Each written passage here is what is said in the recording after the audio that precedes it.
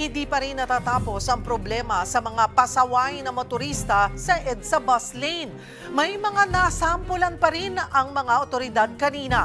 Habang sa Quezon City, arestado ang isang babae na matagal na umanong wanted sa Ifugao Province. Magbabalita si Hannibal Telete. May ticket na na-impound pa. Yan ang sinapit ng isang rider matapos na dumaan sa EDSA busway sa Santolan kaninang umaga. Galing siya ng Montalban, Rizal at biyaheng Makati. Napagilid lang daw siya sa yellow lane dahil sa nagmamadali.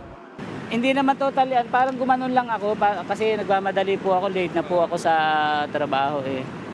Pero hindi umubra ang dahilan ng rider dahil pasuna ang kanyang rehistro ng motorsiklo. Sa kabuuan, 7 rider at isang inimpound ng saik.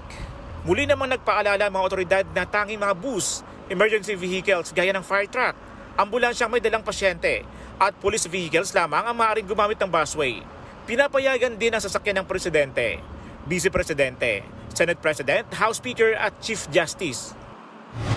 Sa Manresa, Quezon City, naaresto ang 36 anyos sa babaeng may patong-patong na kaso ng illegal recruitment at estafa. Wanted sa Ifugao ang suspect at ilang buwan na raw nagtatago sa Quezon City.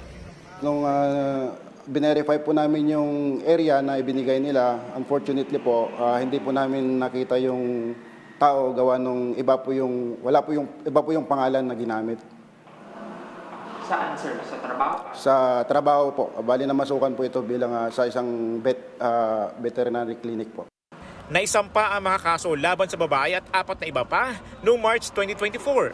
May 2024, inilabas ang arrest warrant laban sa babae. Base po dun sa binigay na info sa amin, sir, nagre-recruit po sila ng mga gustong pumunta abroad. But pag nakuha na po yung pera, hindi po natutuloy yung usapan.